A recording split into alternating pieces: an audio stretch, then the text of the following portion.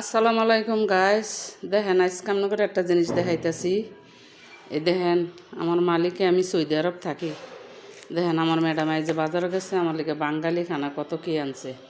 এই যে দেখেন এই লাউ আনছে, এই দেখেন মিষ্টি কুমড় আনছে, মিষ্টি আলু, এই দেখেন 2টা পেঁপে আনছে, আর এই যে মুসি, কাঁঠালের মুসি, এই যে দেখেন কাঁঠালের মুসি আনছে, এই যে পেঁয়াজের পাতা আনছে, এই দেখেন মূলা আনছে। দেখছেন সব বাঙালি খানা লয়ে গেছে। এই যে বাঙ্গি আনছে, ফুলকপি আনছে, এরপরে এই যে পালং শাক আনছে, এই যে দেখেন লম্তা শাক, পালং শাক না, সব বাঙালি খানা আনছে। আইনা কইতাছে তুই দেখ কত কি আনছি তোর লেগে।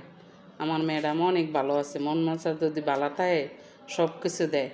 মনে করেন না যে 27 বছর থাকতেছি এই বাড়িটা ভিত্তি, নিজের বাড়ি ঘরের মতন। দেখছেন কত কি আইনা দিছে। অন্য বাইত কত কষ্ট দেয়, কিন্তু কে বেত কোনো কিছু কষ্ট নাই। বেতন কম হইলেও মনে করেন সব বলতে শান্তি আছি। তো আল্লাহ হাফেজ, ভালো থাকেন, দোয়া করেন আমার জন্য, যেমন আমি একটু সফলতা হইতে পারি। আল্লাহ হাফেজ।